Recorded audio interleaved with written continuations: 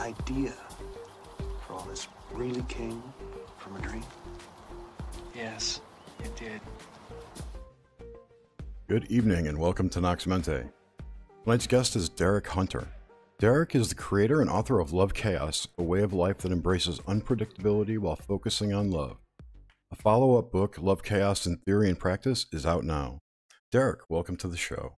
Thank you so much, Jerry and Nish. I really appreciate you guys having me on here. You guys have an awesome show, so I'm very grateful to be on here. So thank you. Well, thank you very much. Yeah, this is exciting as we've been chatting over, I don't know how long now. We're obviously the same generation. We have a huge amount of overlap and stuff in common with pop culture and music. Really not pop culture, the underground. But I think in the annals of time, it still all ends up being pop culture. So this is thrilling to know, I mean, you're definitely tribe.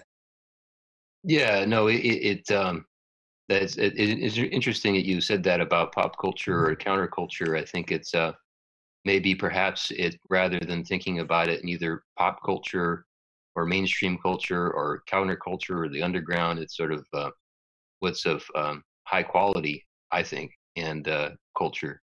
And for sure, yeah, there's definitely, you and I have been having some great conversations about a lot of different things from various different things in the cultural, realms, and then also personal as well. So it's been a great, just, pleasure getting to know you. So I definitely always feel that life is really at its best when you find some other people that you can connect and relate to.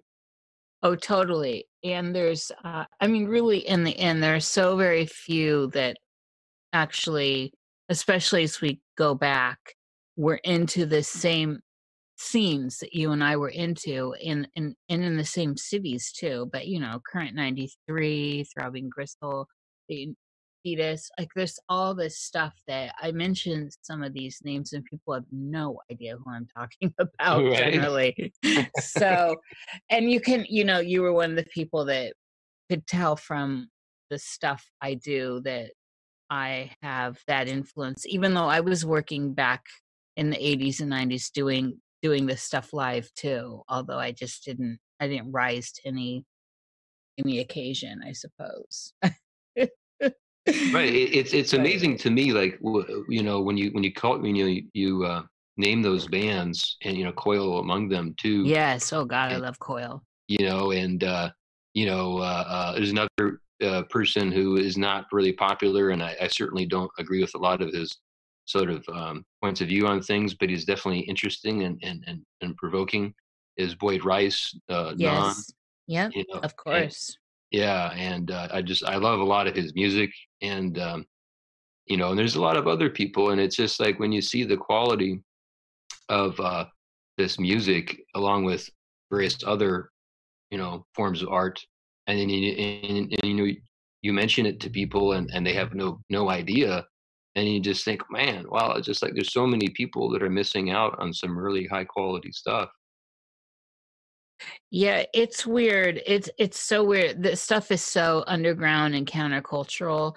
And back in the 80s, there was I don't even know. I mean, it was like, I don't know if you remember this. This is so not Nox Mente, but there was this whole movement. And so I had these friends, mostly my LA friends, by the way, that maintained like regular jobs in the day.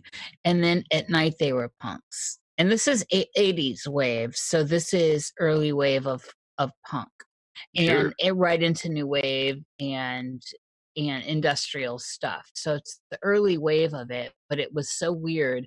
And I recall I was very East Coast at the time, even though I later moved to San Francisco. But I recall so much,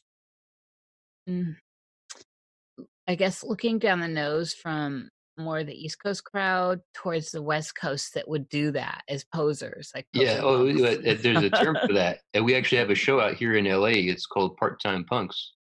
Oh, yes. I mean, You it know, was such a thing in LA. Jesus. yeah, and the same goes for the goth scene in here in LA too, which, in a lot of ways, LA really, I don't want to say birthed like the goth scene, but it had a lot to do with it, in a lot of ways, the origins of the goth scene. And a lot of the goths were these part-time goths, Yeah. just like the part-time punks. It's have a 9 to 5 job during the day, and at night it's, Yep. it's the transformation takes place, and that certainly still exists today, here in LA, and I would imagine in the rest of the world. One of my good friends in the 80s, she was from the Valley somewhere, I'm not sure where. She was one of those part-time punks, and she had totally, she had the punk hair going, everything. I think it's right, 1983 or 84. And she had wigs that she wore for her day job, and it was so hilarious. It was Betty, tiny and just beautiful, but and she was pretty hardcore. But the whole fact that she would get these wigs going and have this whole other thing to cover, she had every kind of hair color at that time, and it was all thrash hair, and it was so funny. The thing is, for me, when I think goth, I think East Coast. So I hear what you're saying, and certainly Mala Vampira brought the first wave, I think, in the 1950s, and there's lots of photo evidence of that with her. And but I think of Marble Index with Nico. To me, that's the very first definitive goth album. Mm, It's the earliest, and then we move into all the stuff, all that stuff that yeah, came yeah. later. But certainly LA, you can't separate the early original goth scene out of, you can't separate LA out of it.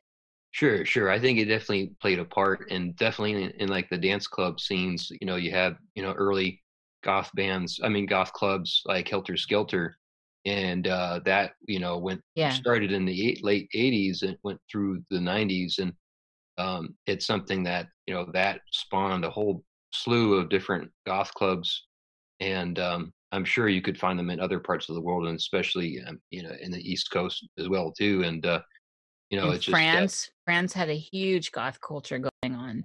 oh, sure, right, in Germany and Yeah. England Yep. too, and yeah, it's definitely interesting when you look at the history of, not just the punk scene, but goth scene as well, and how it just sort of has,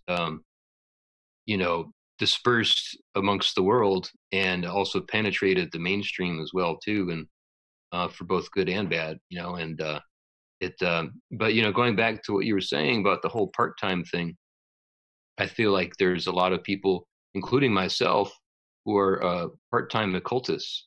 Having Yes.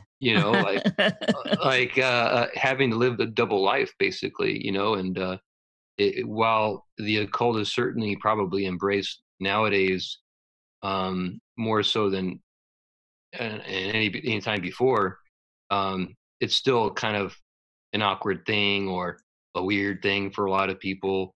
And like where I work, I've mentioned it a little bit to people, like to coworkers and things like that, and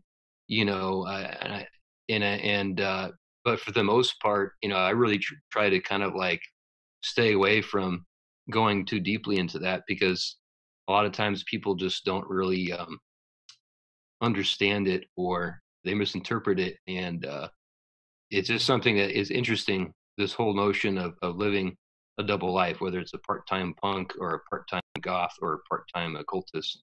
Um, I find something a little bit more respectable about I didn't I think so. I think you're not a part-time occultist. I just think you keep it elegantly veiled. And for me, a lot, and I'm all over the radio channels and podcasts talking about this, but I think that maybe we need to come back to that with the occult, with veiling it a little more instead of everyone just wearing it on sure. their visible tattoos and just the whole thing that's just gotten so and I'm going to use the most surface level adjective here, ugly. It's just Yeah. that it's become so ugly because it's so common and fashionable. Right. Well, I mean, I think it part of the appeal has been its mystery, and its sexiness, and when it becomes, like any kind of form of seduction, if it becomes too obvious and too just in your face, it's no longer sensual. It's no longer mysterious. It just becomes just blatant, and I feel like, Becomes a religion. yeah, yeah, Yes. exactly, A cult religion. a cult religion, right? Yeah, yeah, and It yeah. sorry, Jay, go on. Oh, okay. Yeah, I was just saying I got one of those, religion. I got one of those that to share with everyone, love chaos. Yes, and that's true. And I haven't dived you. I was going to get your books, haven't been able to dive into those yet, but I will say that I'm in love. I've listened to your other shows, and I listened to an interaction with I think you and Keats. Uh, that was very interesting, and I'm completely intrigued by Love Chaos. So let's move into, and we were kind of there with our ideas of pop culture with early you and what inspired you as far back as you can recall. What are your earliest memories of this life and the stuff that sticks out? Well, I have to say that, I was raised without a religion. The one thing that I did sort of have consistently sort of brought into my life was my stepfather's. He was really into astrology, and so I had a negative relationship with my stepfather, and so because of that, I saw astrology in a negative light. I thought it was a bunch of bullshit, and I thought that it was just a way for people to not look at themselves and not look at their own issues, because that's what my stepfather did. And he didn't take a look at his own depression, his own anger issues, his own other kinds of issues, and he was just a really troubled dude that just seemed to just run away from his own personal problems. So in the beginning, my association with I kind of lumped them all together because of that. So I kind of lumped astrology with the occult, with New Age, with spirituality. I lumped them all together as a bunch of hogwash.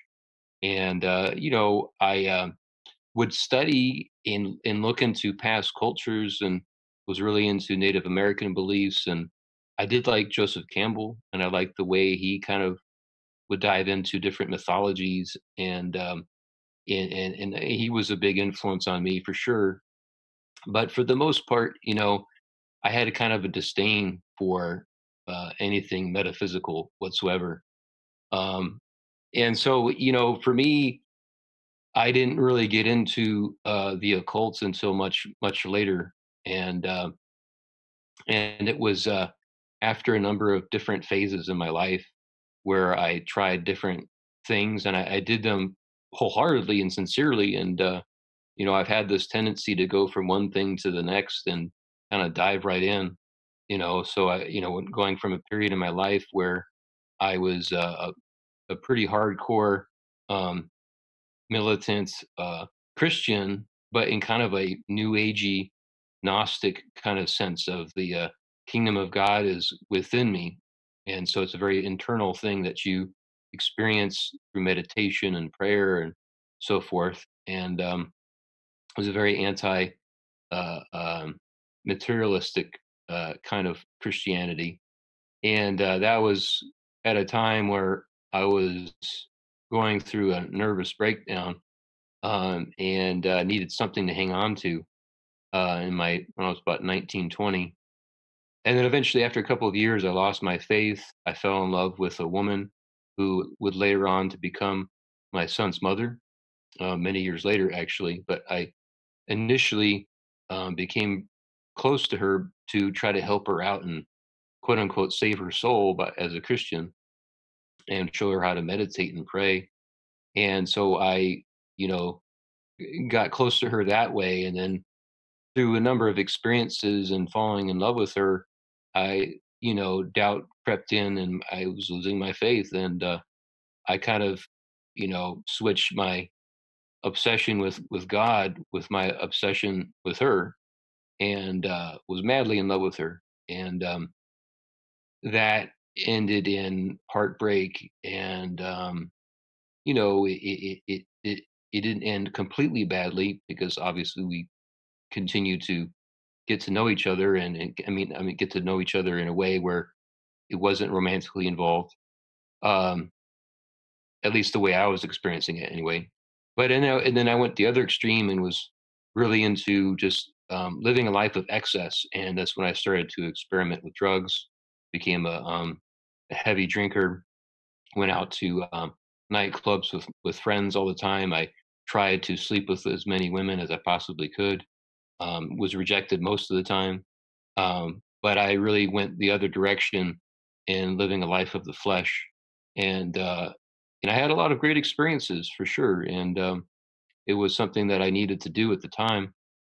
And I, went through even more phases. I was a peace activist for a year, and was a big follower of the filmmaker John Cassavetes. And I was just felt like whatever I was going through was like the answer at the time, and it was something that I was fervently attached to and believed in.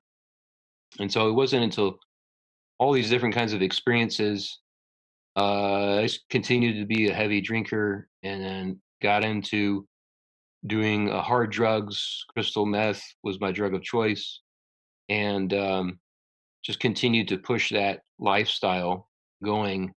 And it was sort of through, I think, because of my state of mind, I got into conspiracy theories, and, got extremely paranoid about things, got into all kinds of conspiracy theories about the Illuminati, and found myself in discovering Robert Anton Wilson's work, which in a lot of ways saved me, because of his agnosticism and dealing not only with conspiracy theories, but with life in general. And his form of agnosticism was really what helped me kind of actually find my center. And it wasn't faith; it was actually the opposite. It was doubt. In being able to see the possibility of something either being one way or the other, and being okay with that. And then it was through him and his sort of his sense of humor and the way he kind of would talk, and I would watch or listen to his interviews, and I started reading his books, and that opened me up to the possibility of exploring the occult. And he was sort of my doorway into getting into Aleister Crowley, especially. Then I found myself getting into the work of Austin Osman Spare, and then to others as well, And so from there, I started becoming a practitioner. I started practicing magic, and I got into chaos magic, and really applied a lot of what Peter Carroll and Phil Hine were into, and used it in my own way. And during this whole time, I was still heavily into substances and doing a lot of drugs and doing a lot of alcohol. Um, but by the end of a number of years of living that kind of life, I was at a dead end, and I needed to make a big change in my life. And so I had a hard time, you know, being born again, because I already been born again. I already did the whole Christian thing, and I had already tried a number of different belief systems, and I thought maybe just try something, do the 12 steps or do something else, and nothing clicked. So I felt like I needed something to kind of hang on to. I didn't want to hang on to something that was something I didn't really 100% believe in. So I thought, well, why not create my own religion? Why not create my own belief system, my own philosophy, a way of life that I could believe in and could follow, that I could kind of use as something to help me.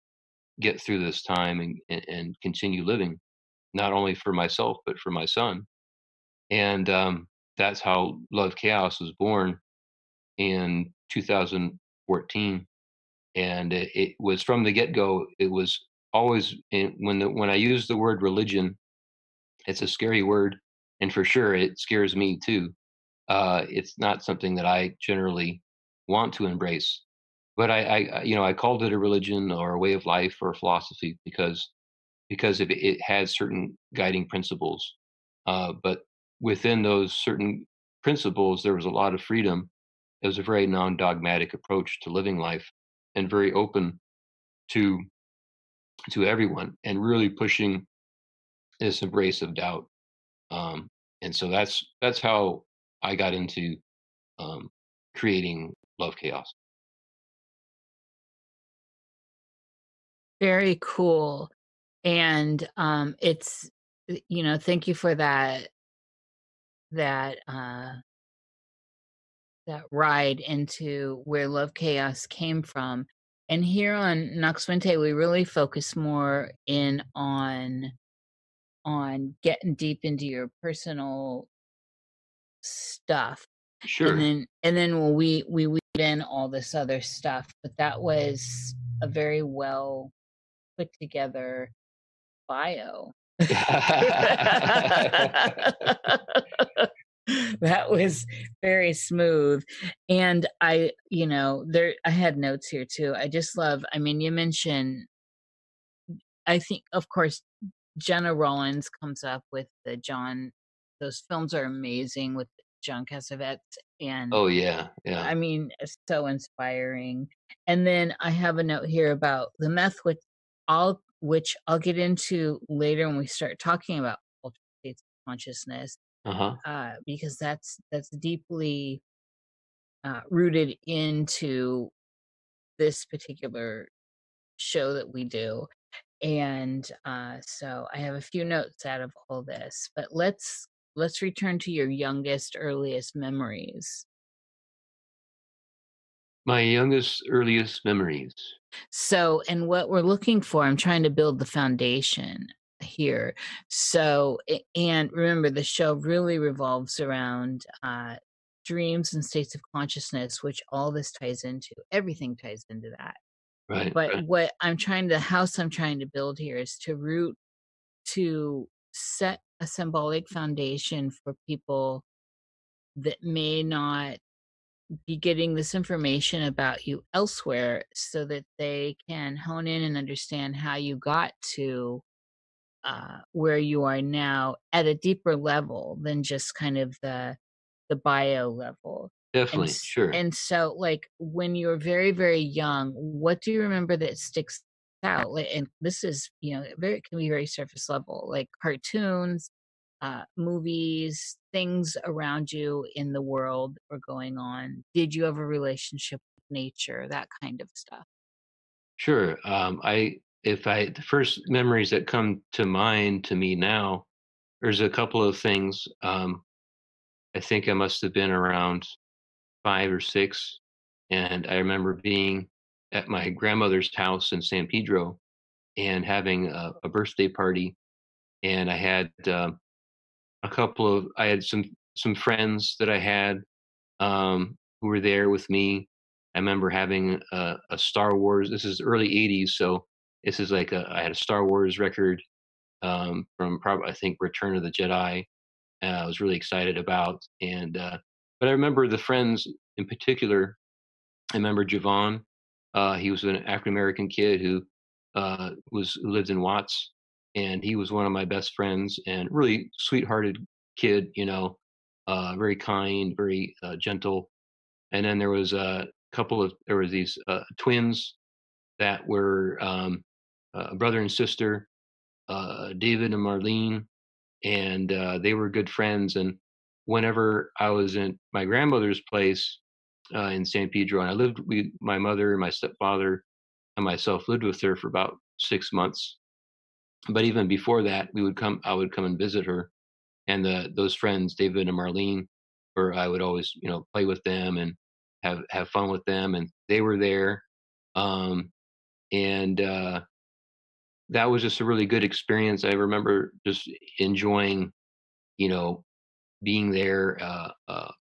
My father was there, so my biological father, who I didn't grow up with, was there. My mother was there. My stepfather was there, and I just remember that being one of my more positive memories, you know. And other things came up too when you asked me that.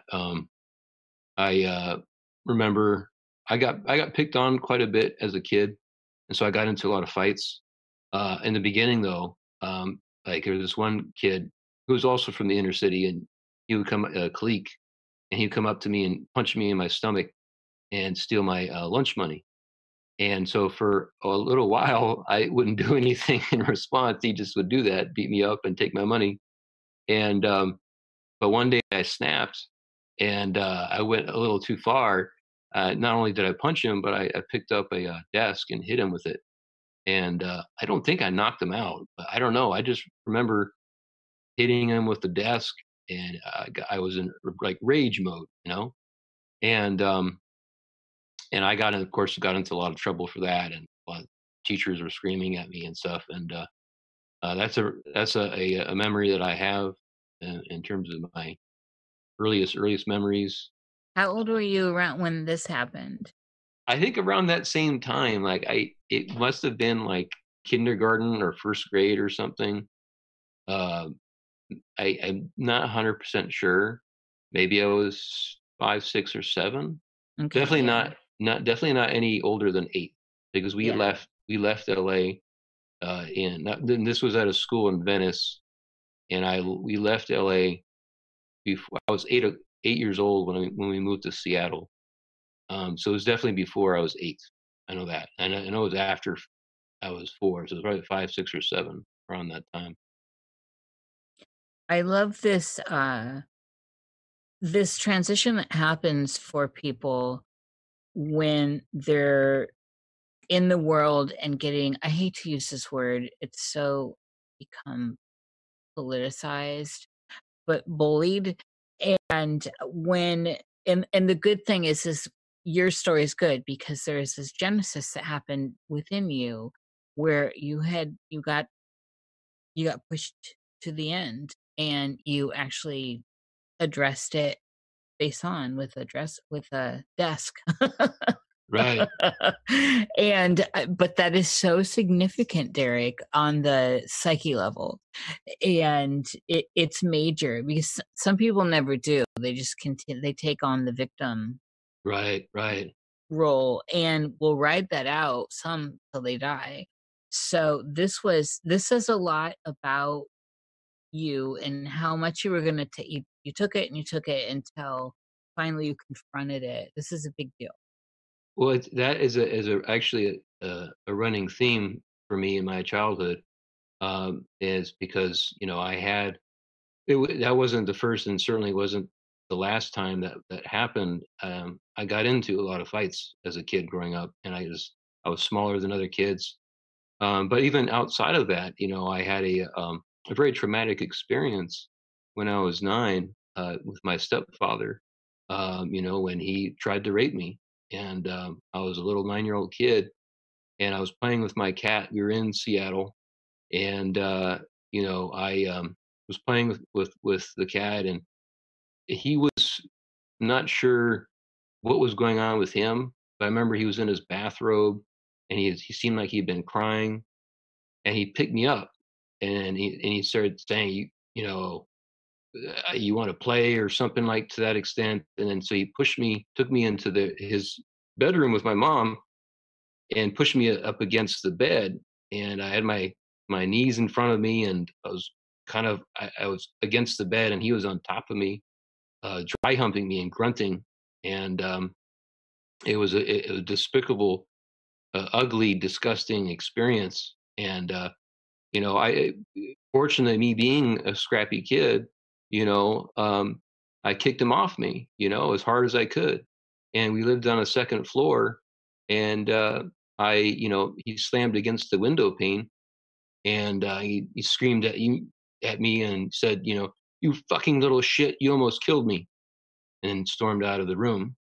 And you know, here was this guy who was a stay-at-home dad, right? He was uh, never worked the whole time. He was with my mom, and my mom was the breadwinner, and she was on a business trip somewhere.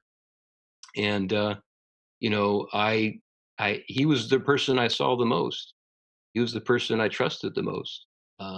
You know, I didn't have a great relationship up before that, but he was still the person I saw the most.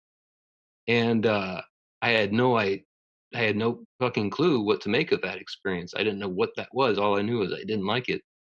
And that was something that I bottled up. I didn't tell my mother. I didn't tell my biological father, who lived in LA at the time.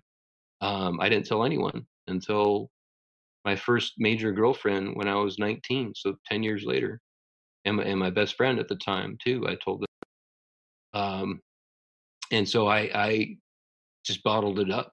And fortunately, he never tried to do anything like that to me again. Um, but you know, it wasn't until I had my final blow up with him and my whole step family when I was about 26 that I finally told my mother. I finally told my biological father, and just began being comfortable sharing it with people, you know, friends, and then even people I didn't know, even strangers.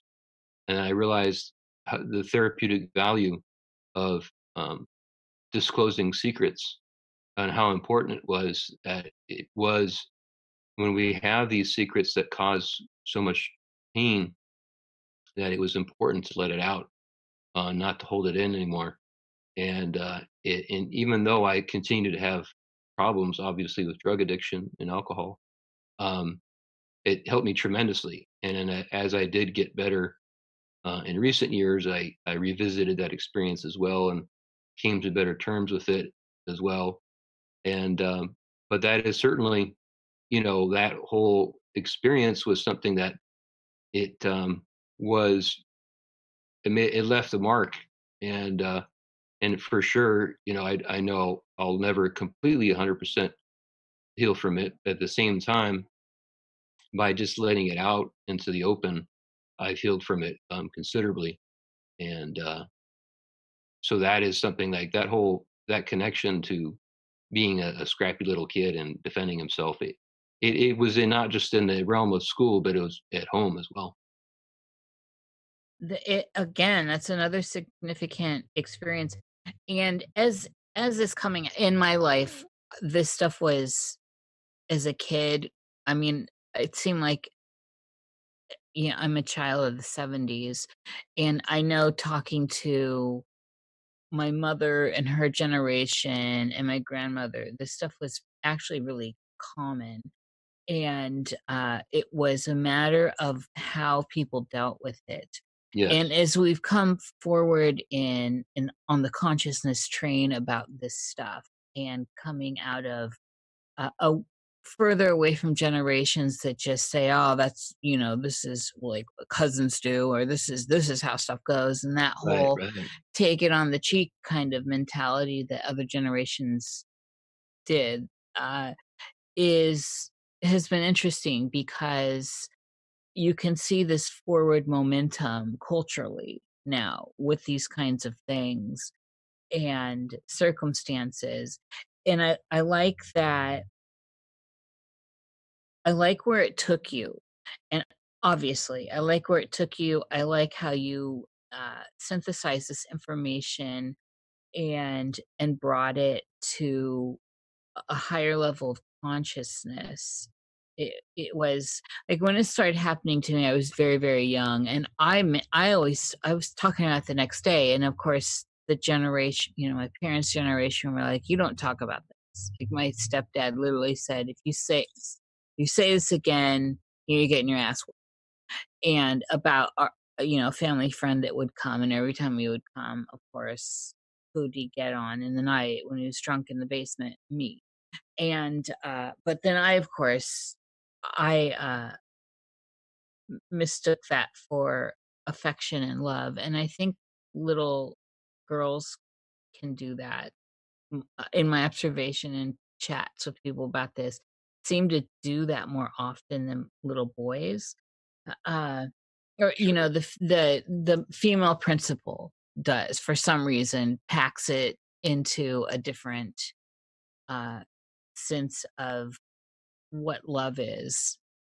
And but it's interesting, and these things ultimately, though, and magically, as you know, create, if we allow them, they create just this amazing amount of internal energy that synthesizes and transmutes into immense amounts of personal gnosis. And we see it looking at so many of the great masters that have gifted us with wisdom via art and literature and poetry and philosophy. It's all born out of struggle, and especially these kind of hardcore struggles that we have to somehow house and repress. So it's there's a magical conversation in here, but you've put all this into your book, into your work, and it's clear you put it into your interactions, because I sensed, I did not know this, so but I sensed that you have been a traveler. And this is the kind of travel I talk about, someone that understands this kind of hardcore stuff. When when you were little, back here in this 9, like 5 to 9 period, so from basically California to Seattle, around this time where you're generating this scrappiness that is the kid that will eventually get to the point of throwing a desk at a bully, and standing up against the stepdad, trying to do this. Do you recall any dreams and a dream life around this period?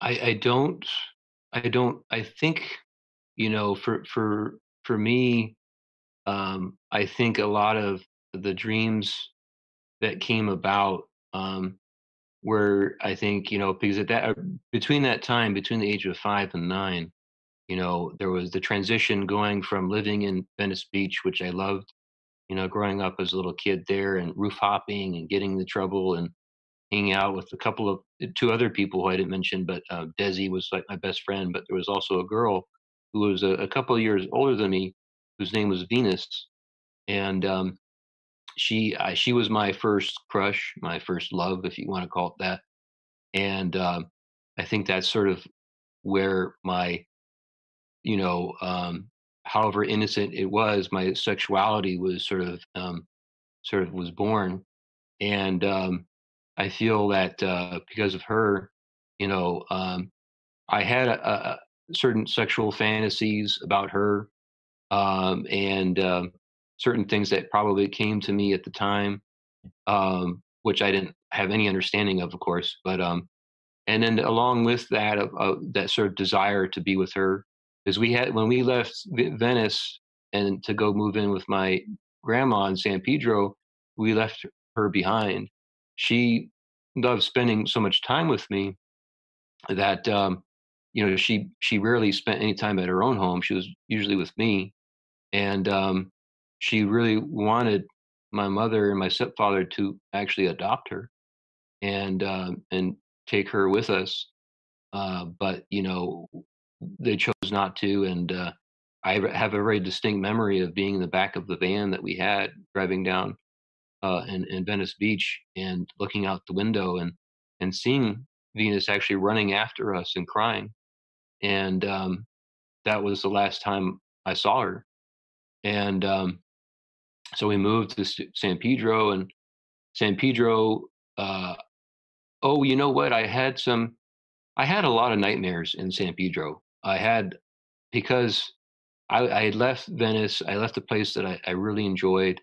My stepfather and my mother would get into arguments all the time, but I just had a lot of fun, And so we left that, and we left the school behind.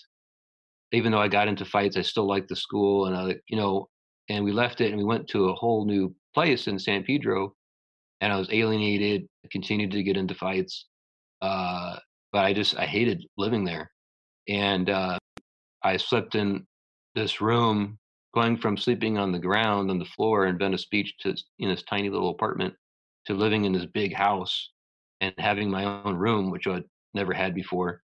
And I thought I would hear voices and ghosts in the house. I just later discovered it was my grandmother had the radio on all night and down the hall. But That's awesome. yeah, right. And but I really felt that the house was haunted, and I was scared shitless from that house. And I just remember those were kind of, if I could, those were the beginnings of my nightmares. And a lot of the nightmares that I had were of people that I knew actually chasing me and hunting me down to kill me. And in some of my dreams, all the people that I knew in my life, whether they be family or they be friends or whoever, would come after me. And in some of my dreams, I would actually see myself getting killed. And that those kinds of dreams of being chased, and sometimes in really weird environments, or science fiction environments, or fantasy environments, or post-apocalyptic environments, oftentimes, and then eventually being hunted down and killed, either stabbed or shot or something, and then seeing my dead body on the ground. Those kinds of dreams would continue past the age of 9 throughout my teens, really. This is fascinating. So from like 9 to your teens or earlier? Even earlier, I would say, because it was happening when once we moved to San Pedro and we lived with my grandmother, is when I if I can remember correctly, is when the nightmares started happening. And how old were you when you moved to San Pedro? About 7-ish. Okay, so 7, 8-ish. on. Yeah. Yeah. Wow. And those are significant. I love I've got a big heart around this where your first girlfriend crushes her name's Venus. I mean, how perfect is that? Right? It is, it's such a beautiful symbol. And then this kind of harshness of these images, her running down the street crying as you're leaving, and it's so picturesque and star-crossed. Yeah, there's a lot there symbolically, just looking in, Derek. Not to mention, I can imagine, I mean, you're living that. It sounds like you are, if I'm correct, aren't you an Aries? Almost. You're very close. I'm another fire sign. I'm a Leo. Okay, you're a Yeah. Leo. My mother's an Aries, and I'm a Leo. I was August 19th, the same day as Bill Clinton. Do you know your rising and moon? Yeah, my rising is Aquarius, and um, I'm not certain whether my moon is either Scorpio or Libra. I had a friend of mine do my astrological chart, use some computer program, and he said it was based on the Hindu, I think, astrology. The Vedic, yeah, Eastern astrology. sidereal. Mm-hmm. And he says that is, according to him, was more accurate. And so according to that, my moon sign is Libra. But if you go based on the Greek, I guess, astrology, that my moon sign is Scorpio.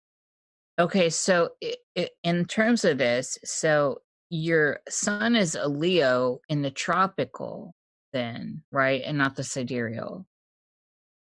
Oh, I'm not sure. I when it comes to astrology, I don't know a whole lot beyond my sun sign, rising sign, and my moon sign. So if it was this same guy, then I guess if he was using sidereal and talking about that with your moon, I'm gonna guess this was all sidereal. Okay. Otherwise, but in the sidereal, you just go back. The basic rules, you just go back a sign with your sun sign and stuff. So it's just on the easy side. So Is that how it works? Yeah, it's just so like So my I'm an tropical Aquarius in Eastern, in Hindu. Yeah, it's Vedic, so Vedic astrology. Sidereal is Vedic. It's like I'm a Taurus in the tropical zodiac, but in the Vedic stuff, I am an Aries. You always just clock it back. It's basically, I mean, that's basically how it works. It's just the whole housing I did system. not know that. He mentioned Yeah. to me something about it, like it was you have to kind of go in terms of time. And so, Mhm. like, if you go based on how things are now, then then I would be a Libra moon. But if you go back thousands of years ago when the Greeks were doing astrology, my moon would be Scorpio. He- Okay. According to him, I mean, he just felt basically was the a lot of the Western astrology has not actually evolved. It's sort of stuck in certain principles that were from a long time ago. Oh yeah, there's always been a big divide in the schools, and Uh-huh. I like them both. I think they both serve a different purpose. There's Sure. I definitely think the Vedic sidereal stuff is way more accurate with predictions and all that. But the tropical serves its purpose, and if for nothing else, it's that millions of people buy into it and create energy and feed it. And There you go. so, Right. but there is still a lot to it nonetheless. So this is not a show on astrology. So, I mean, we could just talk all day. And there's so many of these hot discussions that involve the two systems, and Sure. really the systems break down to more than that, because it's we can like everything else are shoots of the Western that then comes into like Hellenistic and Babylonian. I mean, it's just on and on. So, okay. Yeah, but I wanted to get that. For some reason, I kept intuiting that you were a fire sign, though, sun sign. And I don't know why I thought Aries. You look like an Aries to me, though. And I think that's why. Uh, Okay, so these dreams are interesting. And were any of them ever reoccur? The rough ones from this early period, from seven on in the rough period, were any of them recurring? Oh, definitely. So, like, these death ones are interesting, and we had just talked. Even though this show's going to go out later, I think it was last week's guest, maybe. I don't know. It was a recent guest who died in their dreams too. I don't hear that a lot. It's not super common. I know it is in the bigger discussion of dreams, but Jerry and I just haven't had a lot of people come on here that have. They come close and they wake up and stuff. So Right. And it's just there's a theory that people say, like, well, if you die in your dreams, that means you actually are dead in real life. yeah, right. And that's an urban legend. Or if you die in this simulation, that's the one that I Yes. laugh at the most. I know. And I'm not talking about like Earth being a sim. I'm talking about like on TV shows where they're in some kind of virtual environment and they're like, "Don't die, you'll die in real life." It's like, what? Like the island, yeah. Yeah. It's interesting because are we dead? I mean, this is my question anyway. I mean, what is it? I think the better It's- question is, are we alive? Right. Well, I've been coming at it from that angle recently too, but I did do a video on that a couple years ago, and definitely last Samhain. It's but they're the same to me, life and death. It's just, I think it's like the upside down world, or you know how Stranger Things almost does it like that. Right. Mhm. Fringe too. Yes, exactly. Fringe is a great example. Mhm. Always Fringe example. So, Well, yeah, I mean, for sure. I'm sorry. Just real quickly, I think that death is something that has always been extremely important. But just I think it's something that when we experience death in life, it really shines a light on everything else. And uh, not to get into it too much, but like I feel like in some ways, humanity might have to face its own death soon. As a reality. But that's a whole other topic. Join the club, dude. Join the club. Let's ruminate on that for a minute, because Sure. that's definitely, and all these subjects are within Nox Mente. It's just I try to just keep weaving it into, it's all states of consciousness. The show's about states of consciousness in the end. So, so give us your idea on this, Derek. This is very provocative. I love it. Well, I mean, it just came out recently. There was a report basically saying that, at what's happening right now in terms of climate change, in terms of global warming, that, the four main sort of polluters of the world, the United States, China, number one, but then India and Russia are way behind in terms of being able to do something about making a difference to halt the disaster that's impending. And the Europeans are probably doing the best, but even they are really not doing as much as they probably should. And we're kind of in that situation right now as a species where um, it's like it's emergency time, and instead we're hearing about the impeachment of Trump, which is sure there's some validity to that, but then there's millions and millions of other trivial things that are either pushed down our throat or we're happily eating up. And the fact of the matter is that the window for opportunity for us to survive is getting really, really, really small. And there's a really good chance that we're not going to make it past this century. And we're looking at some really horrific things happening to us, to this planet, and to us as a species.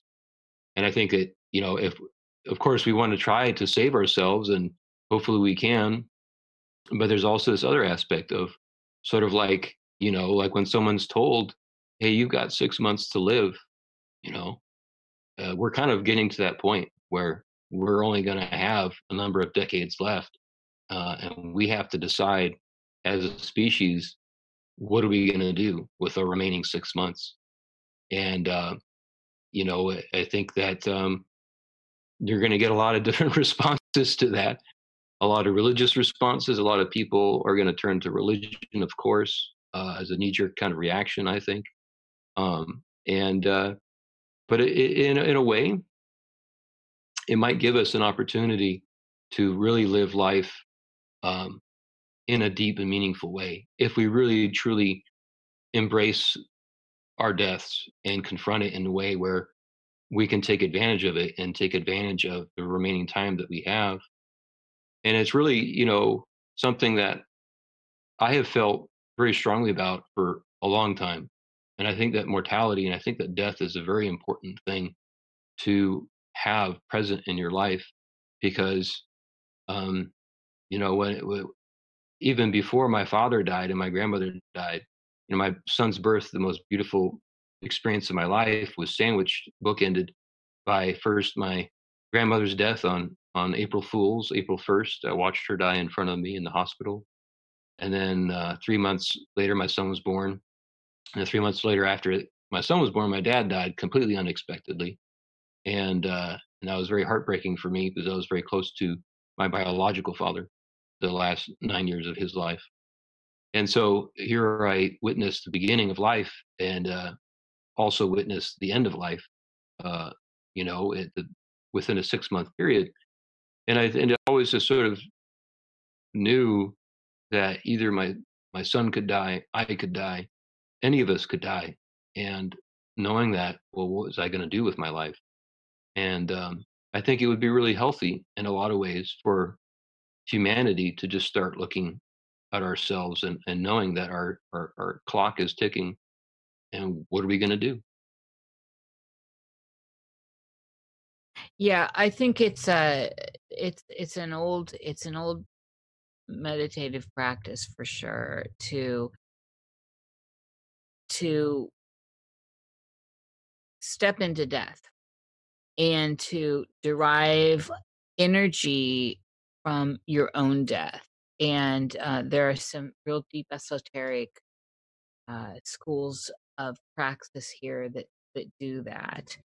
And I am curious here. I love this. That I love it because I feel at one with death. A lot of people, clearly, you've gone through a lot of death, and I have too. And that always, I think, it's an enriching experience. And I don't think we die, but this is an interesting synchronicity. So it's your grandmother that died on April Fool's. Yeah.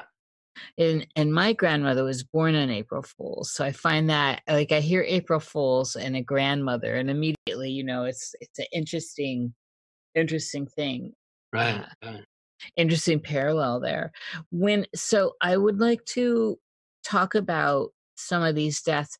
Did you recall having dreams around the periods of any of these significant deaths in your lives, either before or right around the time or right after, dreams that cluster around the event of death, the death of a loved one?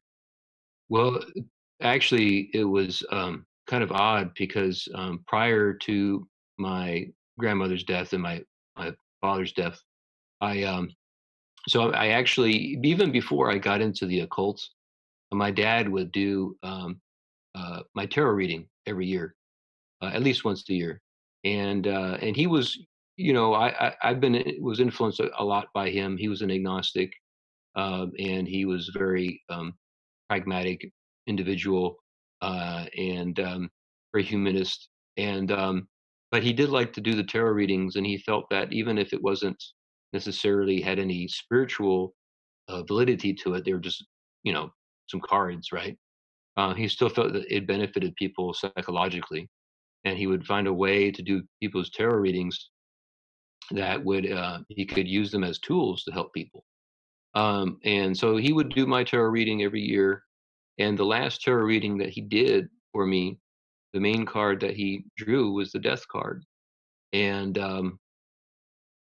I don't know why, but I had this really strange premonition even before that, and then especially after he did that tarot reading, that that I would actually die. I felt for some reason that I had this strong feeling that I would die, even actually before my son would be born. So I actually wrote one of my novels is about that. One of my novels called Life is the most autobiographical book that I've written, and it's about the possibility if I were to die, and if I were to die, then I wanted to write about my life up until that time, and to share it with my son so that he knew what kind of person his father was, and that's basically the story. It's my largest book too, where I go into a lot of the relationships that I had with people, both romantic relationships and friendships and family relationships, and just to share who I was. And So I had that kind of premonition, this really strong, just feeling that I would die. And then, of course, I didn't die, but my grandmother died, which was expected. She was 94. But my father, he was 64 when he died. So I didn't expect him to die. But definitely the premonition of death was very strongly felt, and it resulted in a book that I wrote, and you know resulted in the experience of actually losing my father. That's incredible. Just the image I'm getting from, the last reading he gives you and the death card comes out, and uh yeah, it's incredible imagery to look in on. And also, what a gift to other people, not just your son, but especially your son, to have that book and your words to ruminate on later. Uh, and in general, death doesn't get enough airtime in Western society. We're really detached from it, and I mean, there are major fears around it here where there are not in other parts of the world. Uh, and we just created this big veil. So it's, for Definitely. me, all death talk is healthy talk, in my opinion. I've been talking about death my whole life. It's just been around me my whole life. And and then I also got to experience the fact that it does seem to just get people, it becomes like that TMI, like, oh, it's too much, or it's not in proper society, or or Right. not in, like it's, you get to talk about it when someone's died and at funerals. It's like, Right. it's like, it's just this very limited experience of it. And then even our Even then, death, yeah. yeah.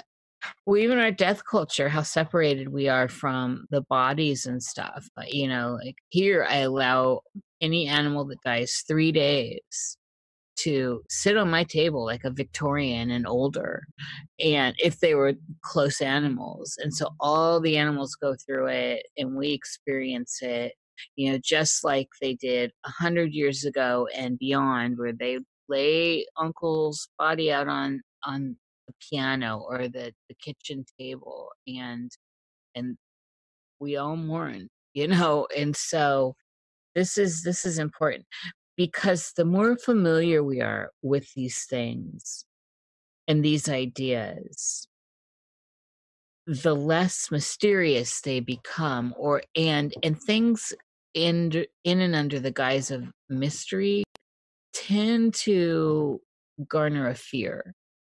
Don't you think? Well, I think it's the fear of death, that is so strong amongst human beings that, what the mystery that you're talking about, I think it's like a fear of the fear of that mysterious experience that is death, because we don't know what exactly happens when it comes to death. And so I think that I know what you mean. Like there's sort of two sides to the mystery of death, and that there's this one side that wants to keep it a mystery, but does it in this kind of fearful way and pushing death away and repressing it and just not dealing with it. And then there's this other, which you described very well, like the sort of like embrace of that experience of that mysterious thing that we call death. And um and I think, so much of life is it's a lived experience that we have to go through it. That it's interesting because here we are in the 21st century, the end of 2019, and a lot of people want to claim that we have really evolved in a lot of ways, and have really, we've grown out of certain social repressions and so forth. But in some ways that's true, and in other ways it's completely not. And in other ways we're very uptight, and we have a society now where people are in a lot of ways extremely uptight. And it just I think that one of the ways that can help people to break those chains of that uptightness that we have in our society is to face death, because death really, it starts to, it forces individuals to really confront what's really valuable.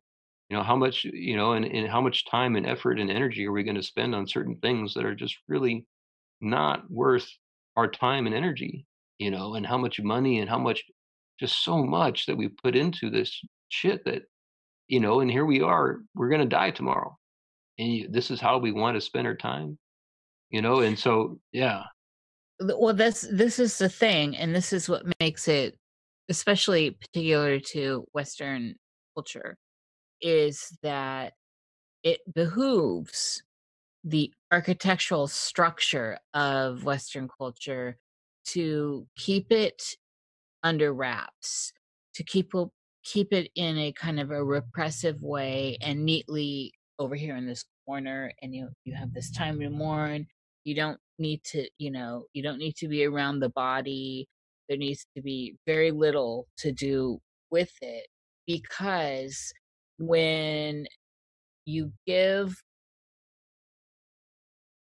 a certain amount of time to pondering, thinking about, dwelling within and upon an idea, something that is transcendental, like death, you you breed a certain freedom, and that kind of freedom doesn't behoove the architects of Western culture. Western culture needs people to stay in line and focused on the carnal world around them to function. And in in the face of something that is big like death, that takes you out of into a deeper sense of meaning and where you find meaning and what's going on, into questioning reality. This can be very dangerous. Very dangerous to the structure we live in the Western culture. So I understand it from that perspective. If you're really trying to keep everyone on the wheel. Otherwise, and then this is part of that whole narrative that goes down and is threatening about any kind of devastation that can happen, where you question, why am I doing something? Does it matter if tomorrow, does it matter what, that I'm going to a job and trying to sell you some shoes? If tomorrow I know that there's going to be a big earthquake and everything about my life is going to come down and boil down to survival, I won't go and try and sell you shoes or whatever I'm doing that's on this wheel that keeps this all moving. And so this stuff is extremely important to question and kind of ruminate with, I think. And so with all this, I'm wondering about some of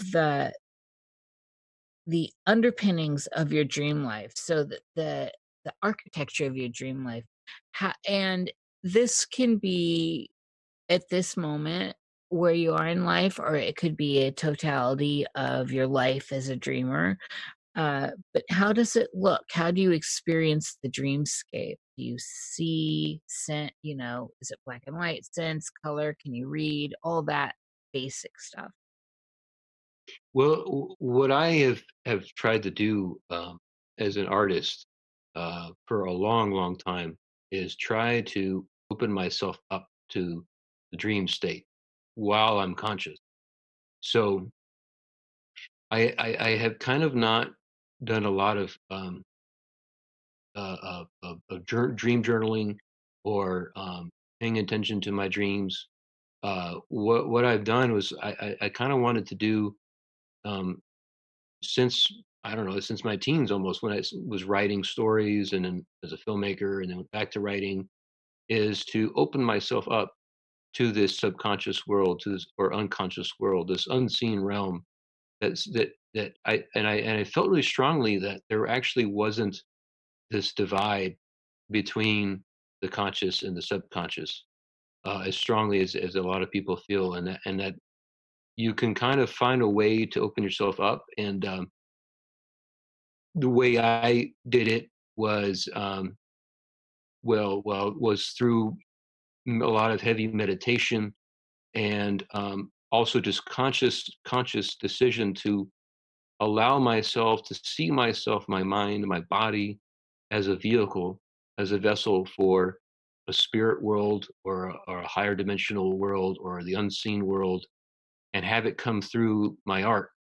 And then later on in my 20s, I started to experiment with psychedelics and was doing a fair amount of acid.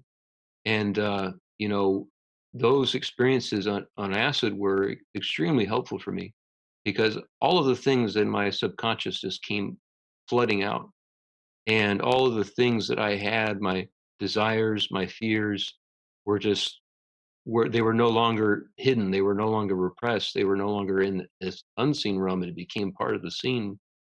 And so at sometimes in dangerous ways, but in terms of how for me, all of my, especially when I sort of became involved in this style of writing, which I call chaos riddle prose, which is like a surrealist way of writing, where I allow, and almost not an automatic writing, but a very similar, allow things to come from my subconscious and onto paper. And so I would have a lot of times things that did seem unrelated or unconnected just come through and through words. So so for me, these this dream state found a way of expressing and finding a way into my written work. And so in regards to answering your question, I don't know if that answers your question, but that's basically how my relationship with the dream world has become, is that I really try to merge the conscious and the dream state into one as much as I can.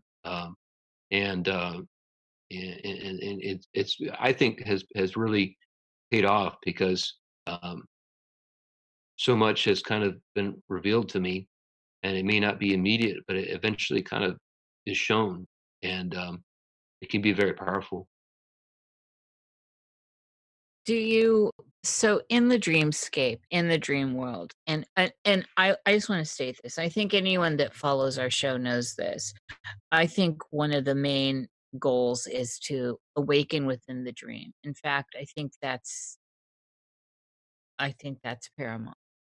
And there's a lot of this. You can find this language everywhere, including the Bible. The dreamer loves to dream and stuff like that. Uh, and because the idea of awakening or rising within within the plane, the field we're on, is a very big deal. And so it and it may be the big deal, and part of what is underpinning all of this. And it can certainly overlap into lots of theories out there, like sim theory and all this. However, when you're so say, like, just on a basic level, Derek, do you, when you're in just a normal dream, and I hate to use the word normal, because what is it? But when you've gone to sleep at night, so like tonight, for example, and you've gotten past anything, this conversation here, the stuff, other stuff you did in the day, all that, and you've fallen into REM, or you get into dream states, even the liminal stuff beforehand. Is there a look to your dreams? Is there a feel to your dreams? And for me, I seem to see things in color, and the more lucid I get, the more vibrant things become, the more also pinpointed things become. So for me, when I become more lucid, I notice my focus hones in, and I've got almost like tunnel vision on what I'm I'm focused on, and everything else has kind of a haziness to it. Uh, so that kind of stuff. It's not black and white. Script is often looks like hieroglyphics to me. So words don't really look like words; they look like hieroglyphics. Mm. Uh, Stuff like that. For me in the dreamscape, I have a very extensive sense of hearing. Everything feels very kind of in stereo, and and I can, at times, and this depends on lucidity, and which is the amount of awake I am, can extend my senses here. And this is part of what we were just talking about, where I can get into the whole smell thing, and extreme sensate, where it's so sensitive to touch. And this is why I've enjoyed wet dreams. I jokingly say wet dreams, but this, because those are definitely my favorite. The sensual dreams, I love those, especially when the deal's sealed. And I've walked away a happy camper. And so I'm wondering, what does the basic dreamscape, the dream, look like to you? How do you dream, just on a basic level? Well, I definitely feel like I do dream in color, um, and when I do dream, I find that a lot of things, and this is, I'm sure, is very common, just a lot of really bizarre things that don't seem to make sense happen. And what I've noticed a lot in my dreams is that I'll see people that I know in real life, and either currently they're involved in my life, or that could have been years and years ago, and I haven't seen them for a long time. and I'll find myself in situations which are completely not relevant to my reality. So, like, for example, like, I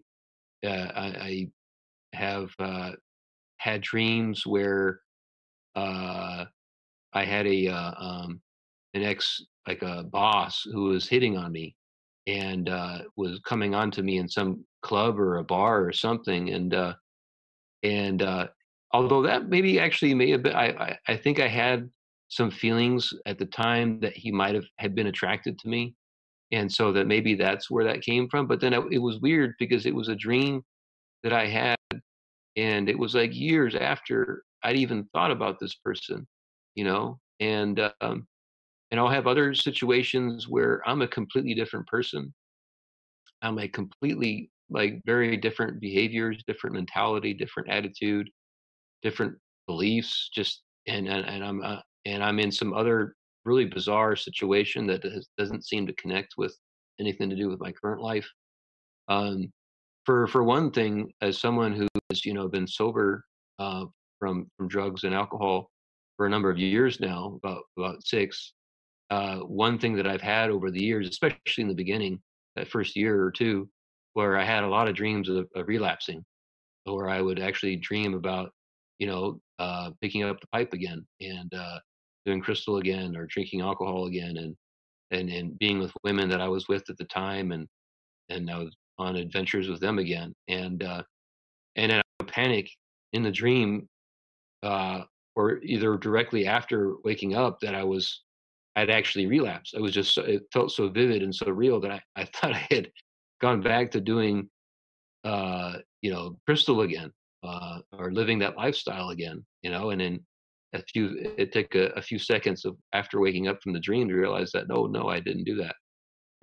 That for sure was something that happened a lot. But the thing with what is interesting to me is that these dreams that I would have, where it seemed to be a completely different reality. So, like, for example, like, the dreams that I would have about that old super boss or whatever that was hitting on me on a club, that had some relationship to reality because I had feelings that he might have been, he had an attraction to me. So there was some connection there. But there's these other dreams that I have where it is completely different, like an alternative reality. Like it was something that this was from some other place. And that's what's has tripped me out over the years, regarding my dreams. Do you have any examples offhand of these kind of other reality dreams? Sure.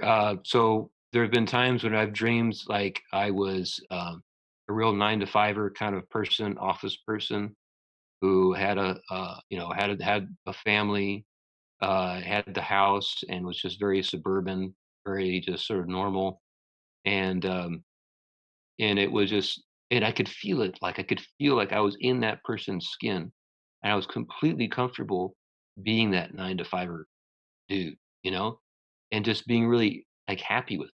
And this is exactly what I wanted, like, and I worked for it or whatever, like I mean, I landed what my dream job, the house, the 2 cars, the kids, the wife, and all that, and I've never been married. I've never wanted to hold 9 to 5 job kind of thing. I've never wanted that house and 2 car thing. Like that just has never been a part of any part of my script in this life. And yet I would have these dreams where that was exactly what I wanted. And that would be one example.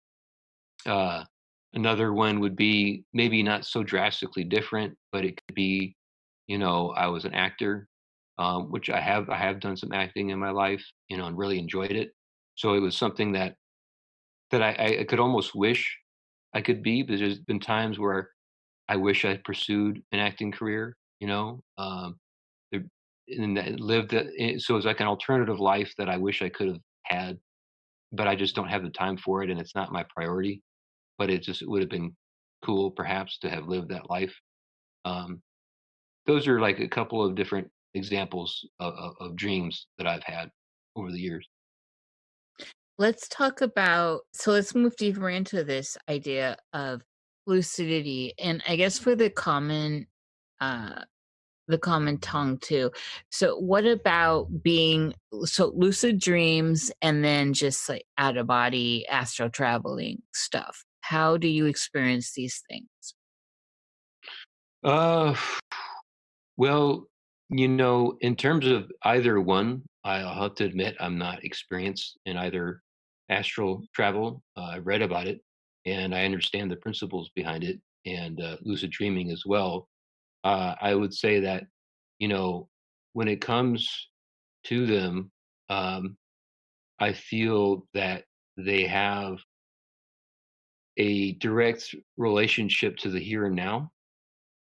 I feel like that there's some reality in that. Me being an agnostic, of course, I don't feel like it doesn't exist, but I also feel I leave room for believing that it doesn't, and it does. So if that makes sense, and so I feel like that there is some realm of astral experience that is there. I haven't explored that, and there might be a time in my life when I do. But for the most part, any of these kinds of experiences, I've sort of indirectly explored them through my writing, through my art. I feel that in a lot of ways, when we, as a writer, when we write stories, when we create this whole world, uh, the important thing to do is you want to make your characters as vivid or as lucid as possible, and you want to transport the reader to a completely other realm. And the best writers from Shakespeare to Dostoevsky are extremely good at this.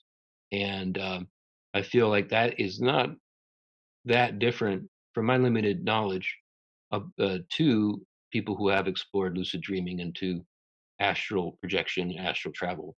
And I think that it's interesting because I feel like that in many ways we do experience that on a daily basis, in just different ways, in a more unconscious, not really conscious way of doing it.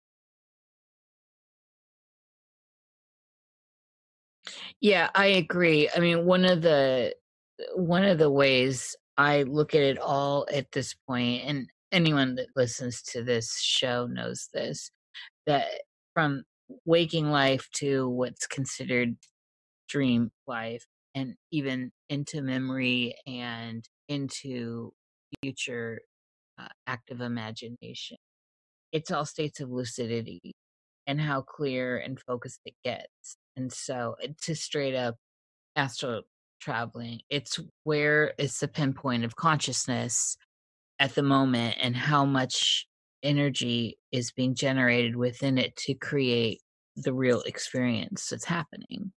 So Right. I uh so this idea of, you were talking earlier about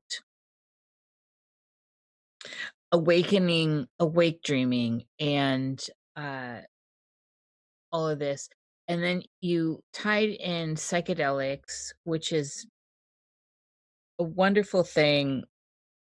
I did quite a lot of psychedelics in the 80s, and particularly when I lived in San Francisco. Yeah, I mean a lot, quite a lot. And this was at least twice a week, at least. And so usually in weekends. However, it could just linger on. And then certainly I had patches in the 90s where I just had a whole running a temple, and we were really doing a lot of ritual work with people and seeking out religious, not really, I don't want to say religious, seeking out ecstatic experiences. Uh-huh. And so psychedelics really played a role there too. So, and for me, it was all of the psychedelics separate from anything else, just the psychedelics were pivotal for me in breaking the idea of reality as they cracked up in my world. There's a definite before after. I'm sure you understand that. Exactly. Yeah. It. Yeah. Go ahead. And so And I'm not a pusher, and I want to push it, but I just do think that it's one of the great ways to be confronted with the otherness of this experience we're all having, and Definitely. it opens up these amazing pathways, even the bad experiences, which is ultimately why I stopped, because it was just becoming one bad trip after another, especially in that period when I was seeking higher consciousness and ecstatic experiences.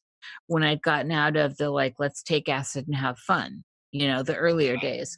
Right. Uh, so that informed a lot of my worldview that I've moved forward with. And of course, we have the greats like McKenna and all these people. There's just such a great all of information and people to stand on when talking about this.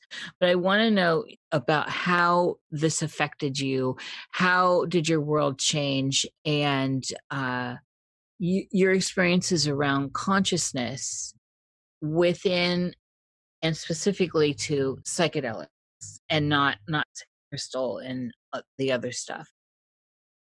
Yeah, what it really was explosive, um, in a way, in a lot of ways, where when you're taking these psychedelics, whatever it may be, and it does open you up to things that are going on inside you and outside of you.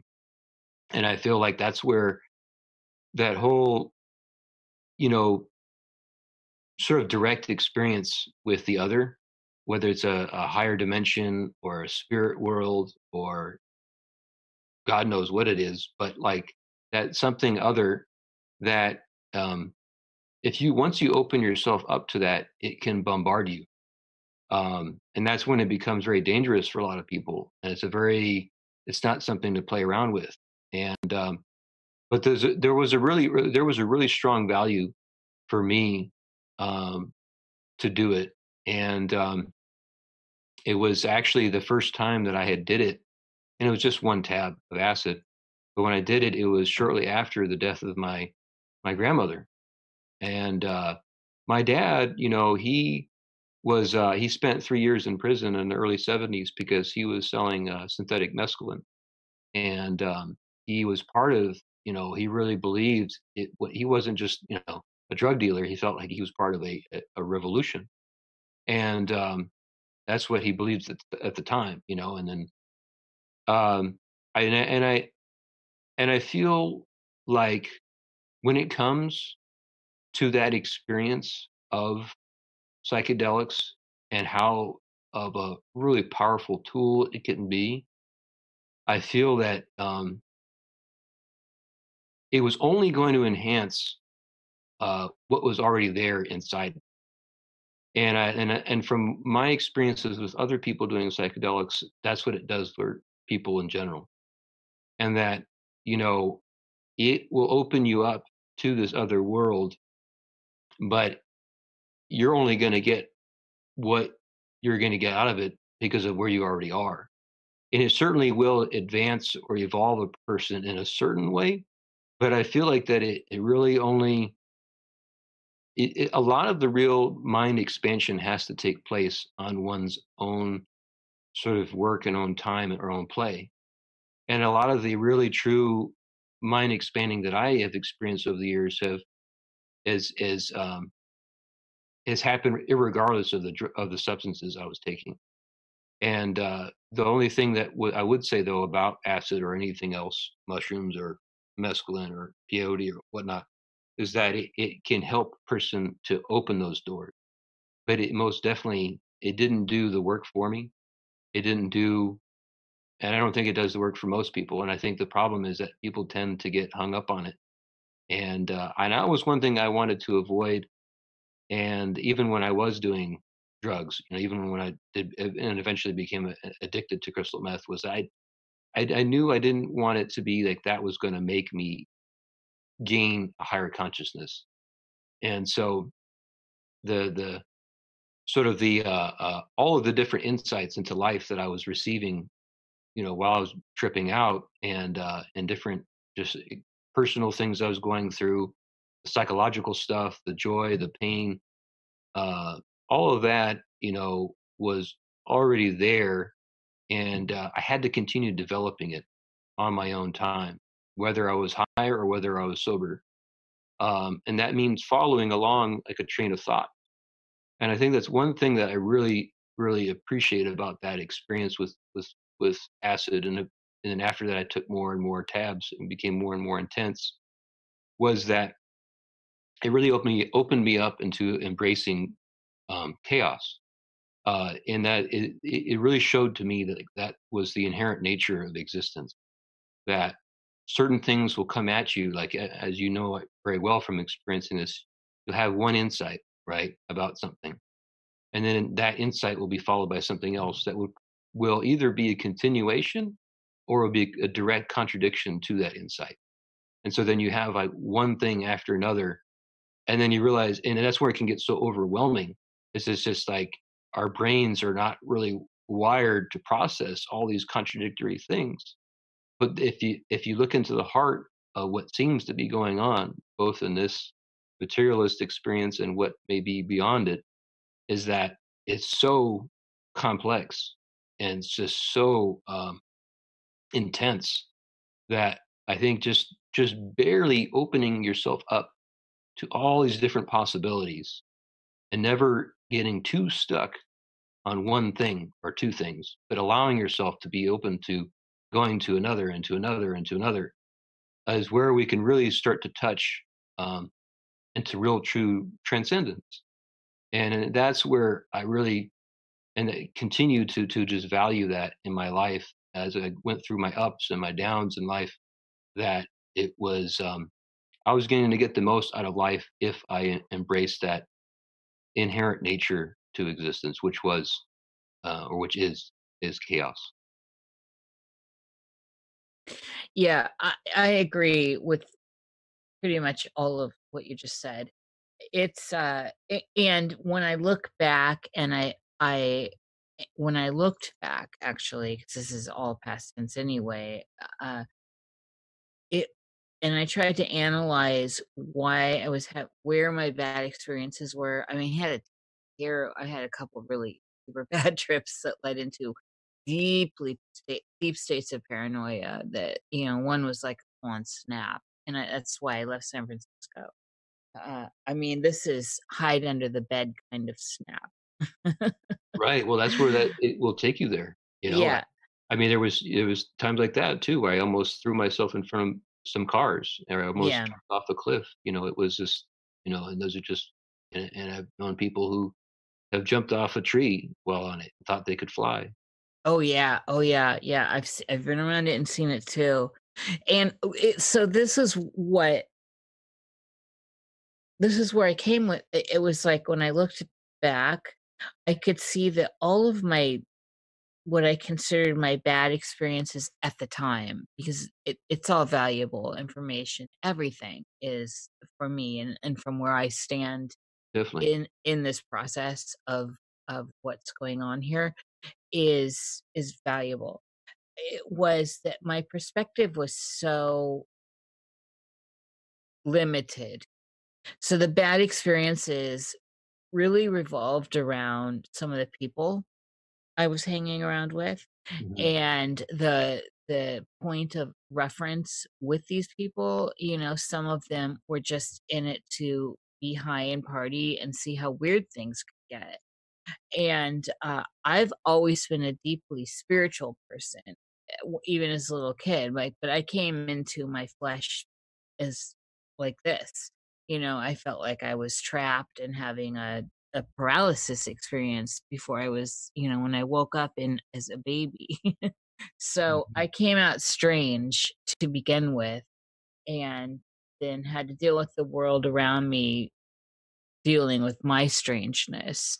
And so get me into these party situations with psychedelics, I'm already out there, and listening to Susie Sue, and everyone's passing around the bong while we're on acid, and har-haring, and all that. Gotta smoke a little weed when you're tripping. Oh, we definitely smoked tons of it while we were tripping. Smoothing out the trip quite a bit. And it didn't. It just depended on, I think, the batch for whatever. But the weed was always flowing forever. It was definitely flowing, the sacred herb. And but it was context to what was going on, and those experiences that were more party like inevitably led to bad experiences. Were at the very beginning, at the very, very, very beginning, and I think I was probably like 11 when I first did LSD. It was fun. That all I did was laugh. That very first trip, it was all I still remember it vividly, and it was all laughter. Everything was so absurd to me in the world that it was like this sacred divine comedy, right? You were 11? Yeah, I was 11 when I did my first. I can't. My son is 14 right now, and I just can't even imagine him, doing that at 14. Oh, I was a runaway and living in Frisco when I was 14 with a fake ID and, kissing Tom Waits and all kinds of crazy. I've had a crazy fun life. So my kids are 20. Excuse me, 20, God, 20 and 22. I can't imagine them doing acid and like handling it. Right. I just came in on such I'm a strange fire and just came in this way. I came in with a lot of, I don't know. I think I just set up an interesting course of classes to take and went for it. But whatever. So the first experiences were really, really fun, and it was this existential, absurd theater of the mind laughter, just the deepest soul laughing about reality around me. I mean, I would look around, I remember it so vividly, looking around and how people were all suited up and running around like puppets. Right. And it was so phenomenal. And then I got sucked into doing, those were under party circumstances, by the way, but that's where my mindset was. And then it spiraled out of control. So, and that's where paranoia started to set in, because I wasn't coming at it from this more, for me, it needed to be more sacred, and I needed to be basically alone and maybe snuggled up in blankets or in a dark room. And that's where I would go with it. And then anyone that's done LSD understands this, that the come down is the best. The clarity that you get. And this was if there was a dragon for LSD to chase for me, this was it.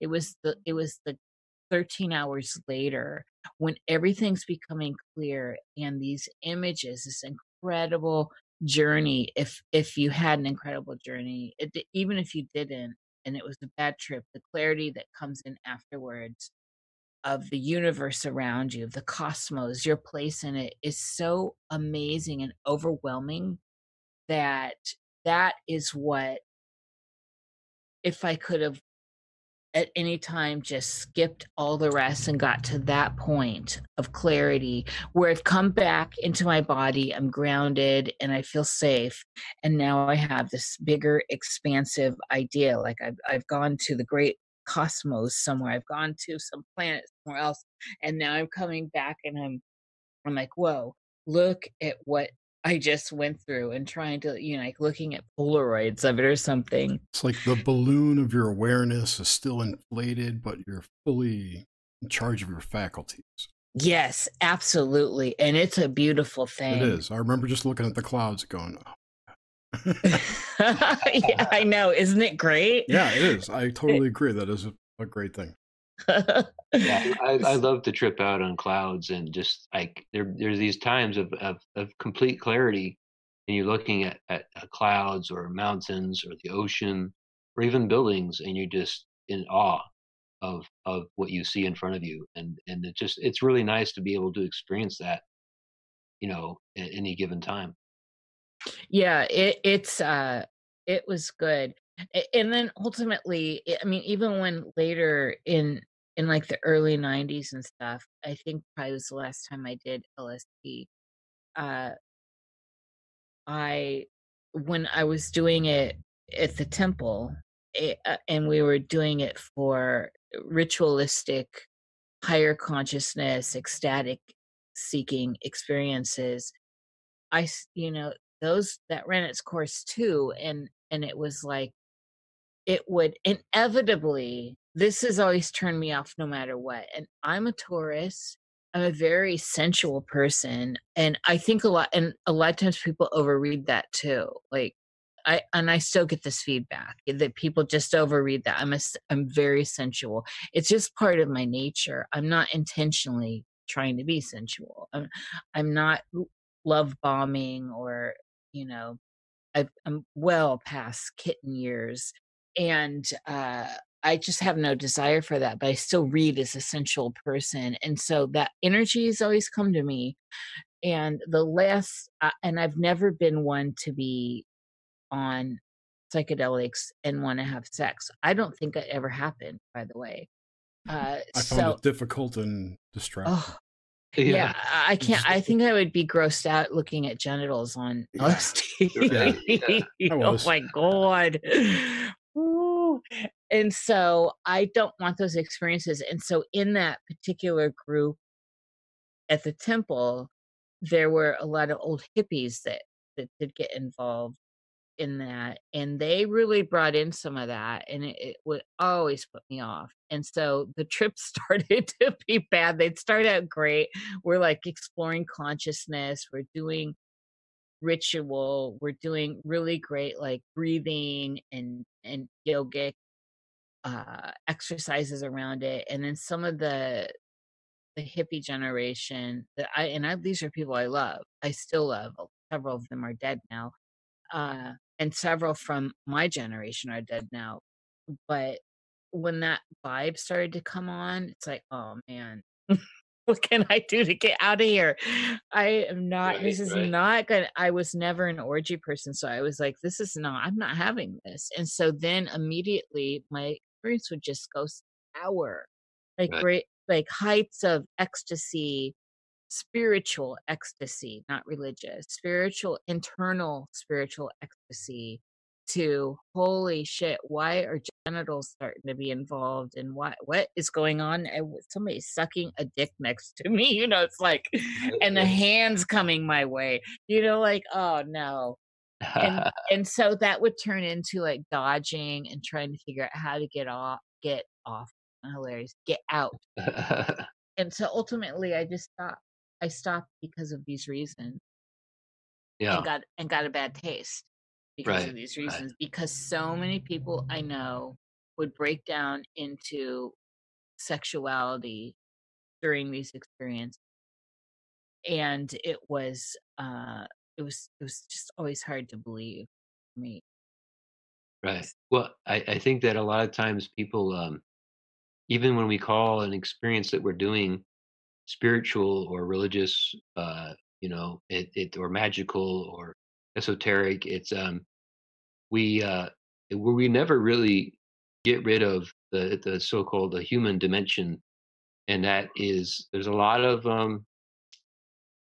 weird shit that goes on in terms of how there's the interpersonal relationships between people, and it just it's so delicate in a lot of ways when you think about, like, sexual relations, and as beautiful as it is, and it is, one of the most beautiful experiences in life, but it also brings a lot of um just, there's the predatory nature, there's the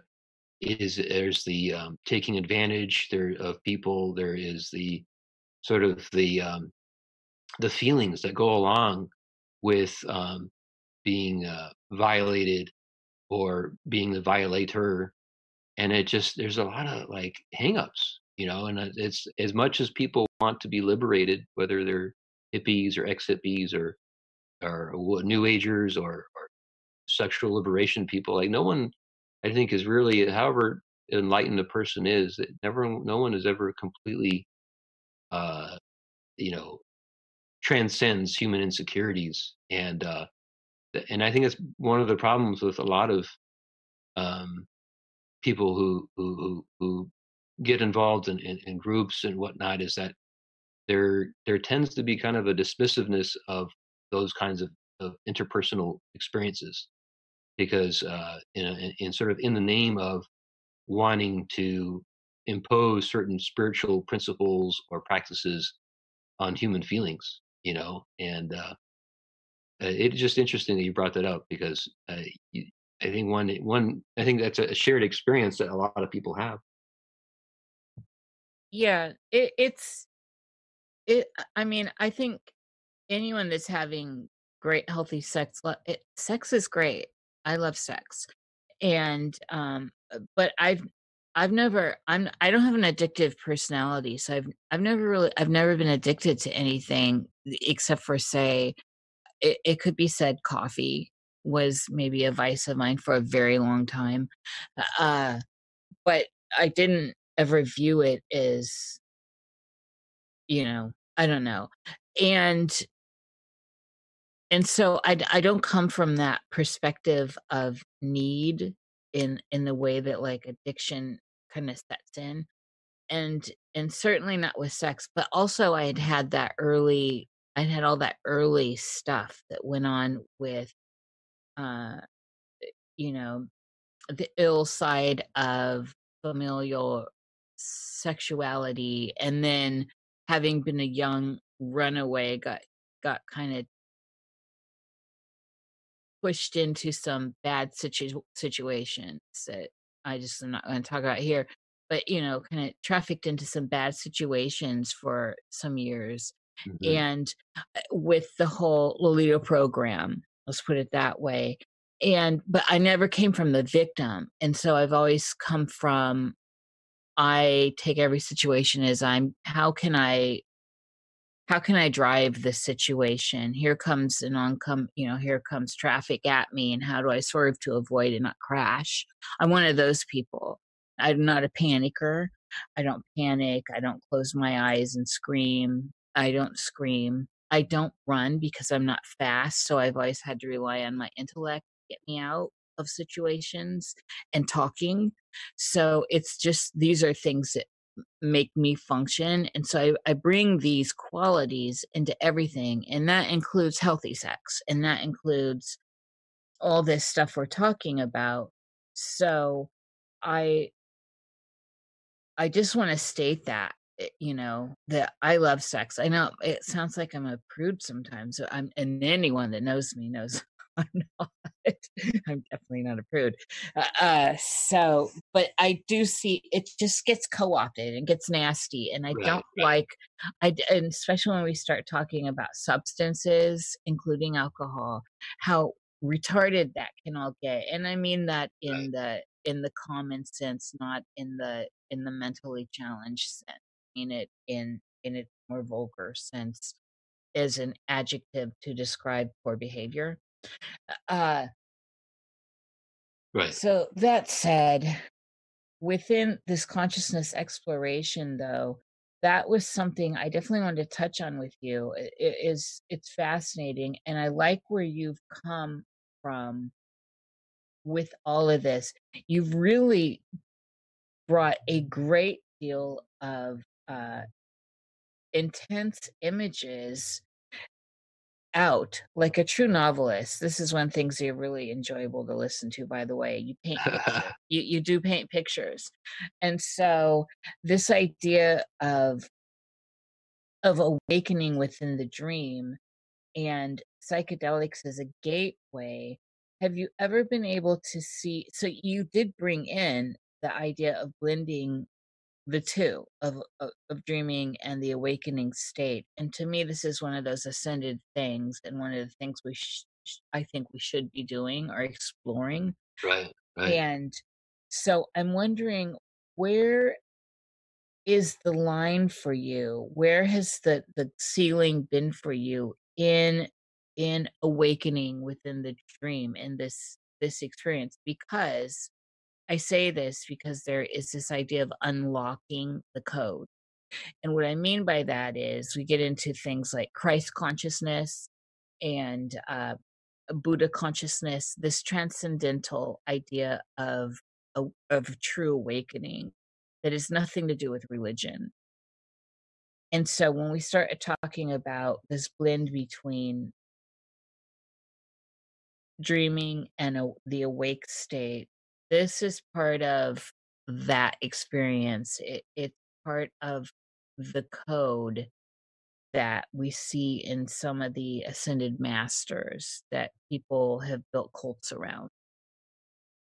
Right, right. I think that in many ways might be the point to life is to unlock that code, so to speak. And I think that it can be done in a lot of different ways. And I think that I think it's an ongoing process too. I don't think that like when someone gets to that point where they feel that they've unlocked it, right? Whether Christ consciousness or Buddha consciousness or opening the third eye or whatever it may be, and whatever terminology people are comfortable with, you know, I think that it really uh, is a point where um,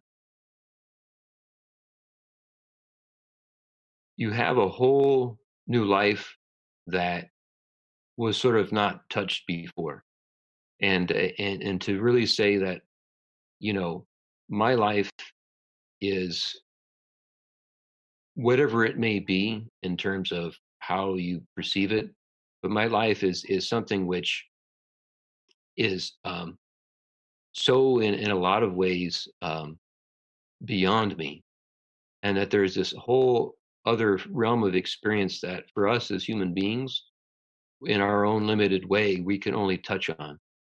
And I think it's important to know that in a kind of really humble position to meet that unlocking with that humility, so that we're reaching that point where we're not, I mean, to use the word master, is okay. I think for me, I feel it's um, it's important to know that there are certain points I feel that people can reach or tap into that unlocking unconsciously, without them even knowing it.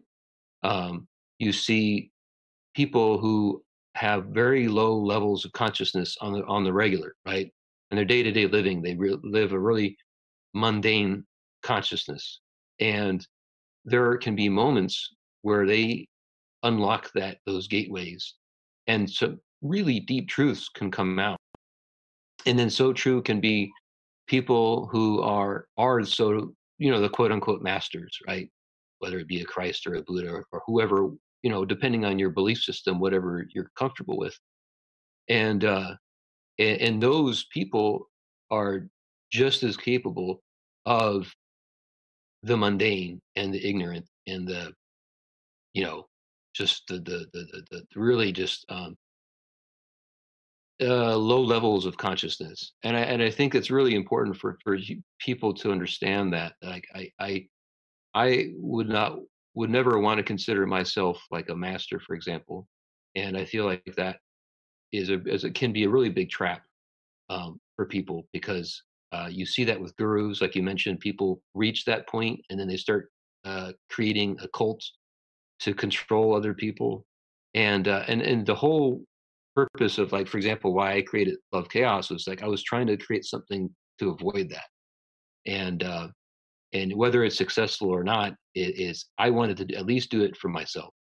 Even if Love Chaos doesn't really appeal to anyone else but me, I'm fine with that, because it saved my life. And you know, it's sort of like what Austin Osman Spare would often talk about in his writings, however hard it would be to understand his writing, is that each person really does have to create their own beliefs. They really do have to create their own religion, their own mythos, their own mythology, um, and to become that individual and that own person who is in that awakened state. But that it doesn't necessarily mean like that person's awakened state would be the same for another person. Um, and I, I I really gravitate towards thinkers, artists, and people who tend to be more that way.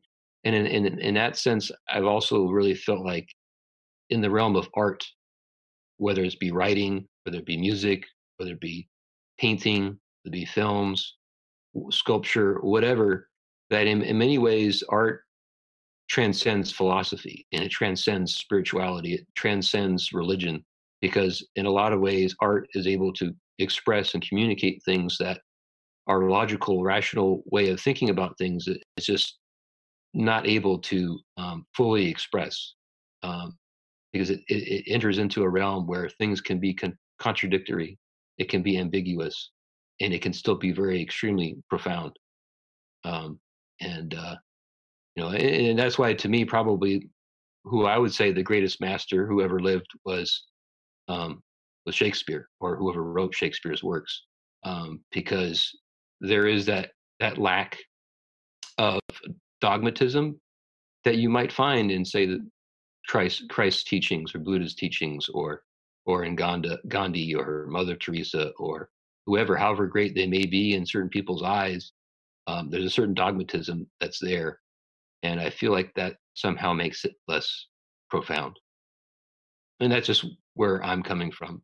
Being a creative, artistic person, I think I have that prejudice towards being more favorite towards creative thinkers.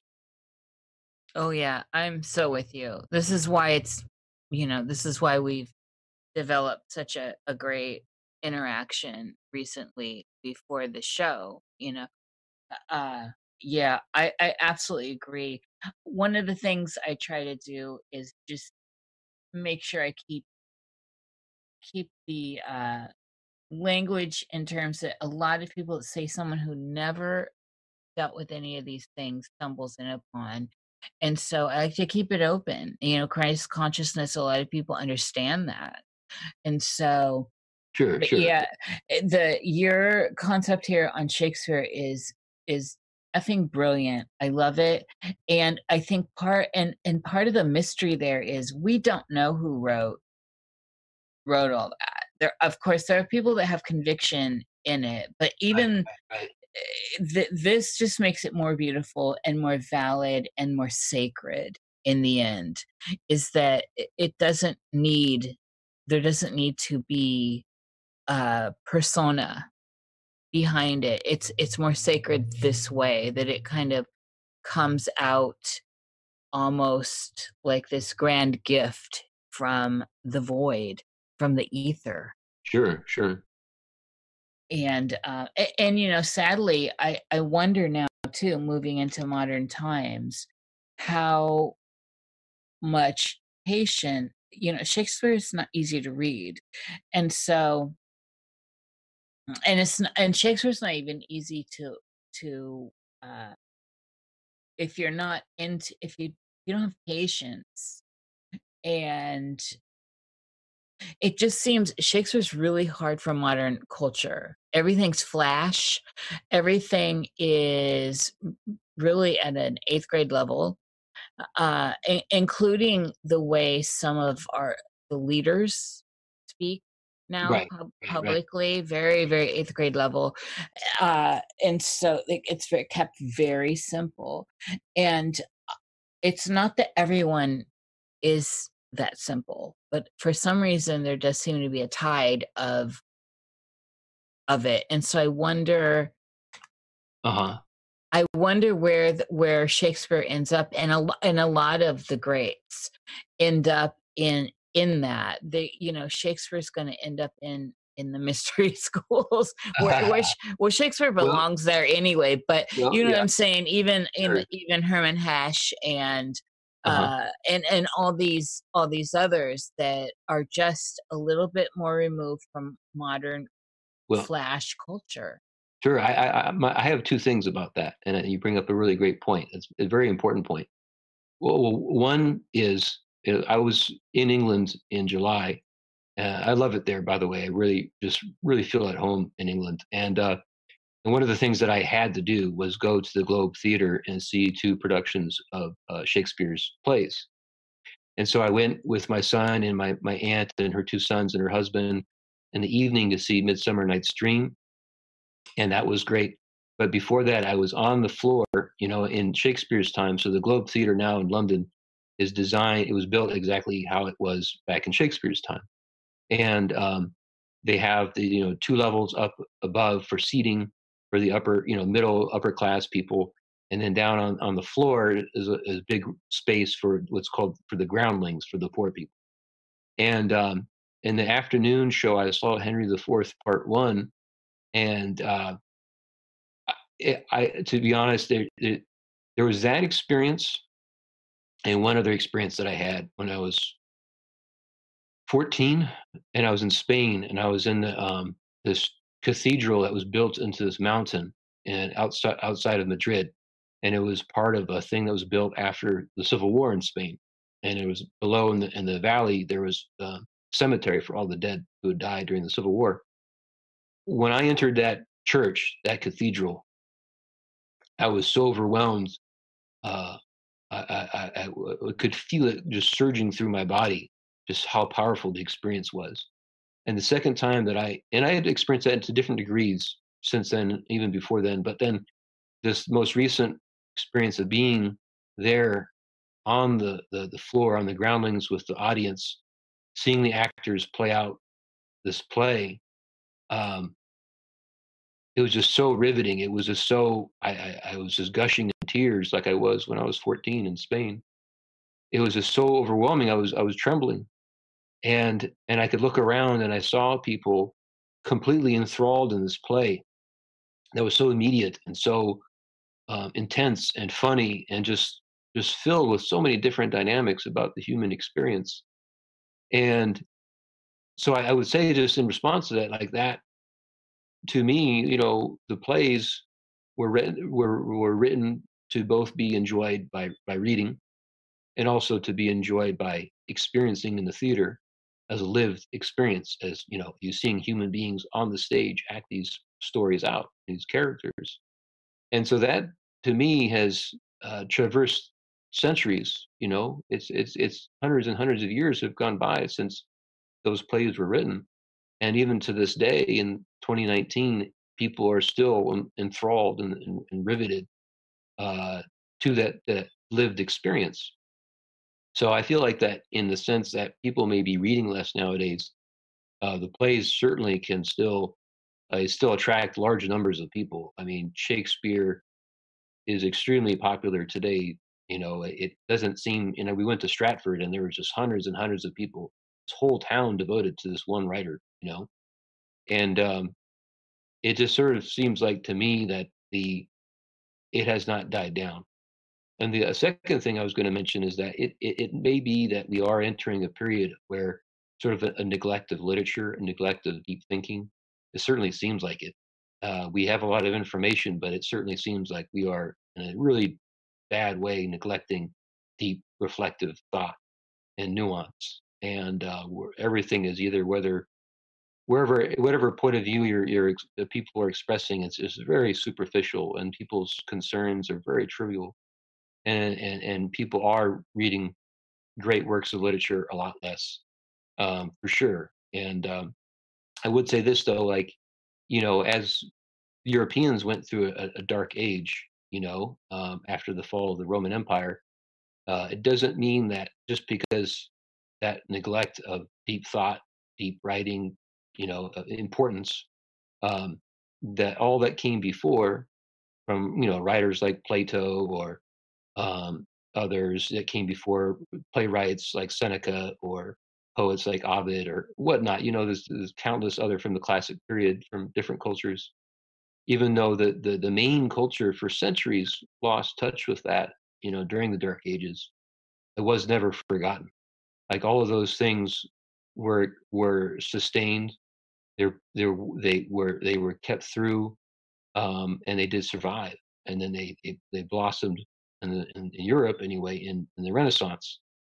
So I my feeling is that uh, Shakespeare or whoever it may be, Dostoevsky, whatever, while there may be people who are reading these works less and less these days, and we may get worse as time goes on, and let's see how long humanity will last. But if we do last, if we do survive for a few centuries more, I have a feeling that the tide will turn. There will be a period in time when people are more interested in the deeper pleasures of life, and so but of course, only time will tell. Indeed, indeed. That's one of the beautiful things about what I consider the great illusion, time. It does seem to parse these things out in a way that we can see almost like a cut up piece of art. And so on this note, since we've really gone a long time, I could just continue talking with you. You're such a pleasure to talk to. Give us wrap us up with how people can find you, what you're working on, and uh you know give it this is that plug segment, Derek, so bring that on. Sure, sure. So I've been, I just wrote and published a book. My newest book is my second work in nonfiction is Love, Chaos, and Theory and Practice. And so people can find that. I've got my website. It's love-chaos.com and love-chaos.com. I have an online presence. It's not humongous, but it does exist. And I seem to get the most interaction with people on the Facebook group that I created called Love Chaos. And I do posts on there about various different things, including my own work. And people can find that on Facebook. It's just called Love Chaos. And if people are interested, I do what is called Love Chaos Dialogues. So it is very casual conversations that starts with a question, and then we go from there. And I've been doing that with various people, both online and phone and here in person in LA. I enjoy doing those very much, and I don't like to receive money. I don't like to charge people for those. I just do them on my own time when I have the time. So people can do that. And in terms of what I'm working on now, is I'm going back to my works of fiction. I wrote a first part of a trilogy called the Story of Us All trilogy. And the first book that I wrote came out a couple of years ago called Black. And the second book that I'm working on right now, which will come out next year, is called White. And the third part of the trilogy is called Red. And they are, you know, different schools of thought about alchemy. You'll hear different things about what color means what. But I wanted to kind of just break it down to the colors of black, white, and red.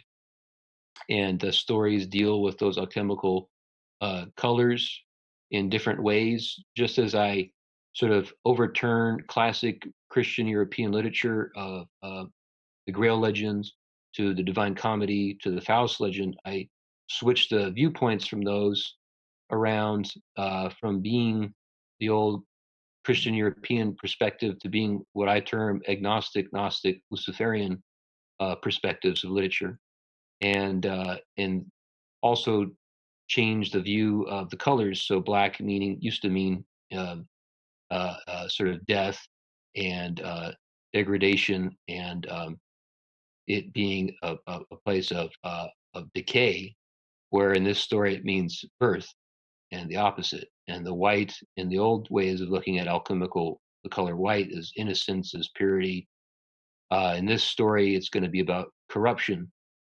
And then the third and final, and the old way of looking at alchemy, red was perfection. But in this story, it's going to be about evolution, continual growth. So these are just some of the things that I work with in these works of fiction. And that's what I'm currently working on. And I have other projects that I'm going to be working on after that as well. But yeah, if people want to look into all that I've done and continuing to do, they can check out lovechaos.com. Again, it's LOVE-CHAOS.com. And I'll have links to all those in the show notes. Thank you. Yeah, the red, black, and white stuff sounds fascinating. Of course, I right there at the alchemy. Can't wait to check those out, and also to get my way through the love chaos stuff. And I definitely want to go into dialogue with you about it, but we'll talk about that later. It's been a great pleasure. This has been an enriching conversation for me, and I thank you for coming to our little corner of little party. Yes. I really appreciate you guys. I really, I'm very, very grateful for you guys having me on the show. I really do appreciate it, and I really had a great time. And like you, Nish, I love conversations, and I could keep going with you guys, both you guys, for hours on end, and would just really enjoy it. But there is that thing that we call time that we have to that illusory. That illusory thing, right? Right. But again, thank you both so much for having me on here. I really do appreciate it. No, thank you. Thank you, Jerry. Thank you, Derek. Thanks.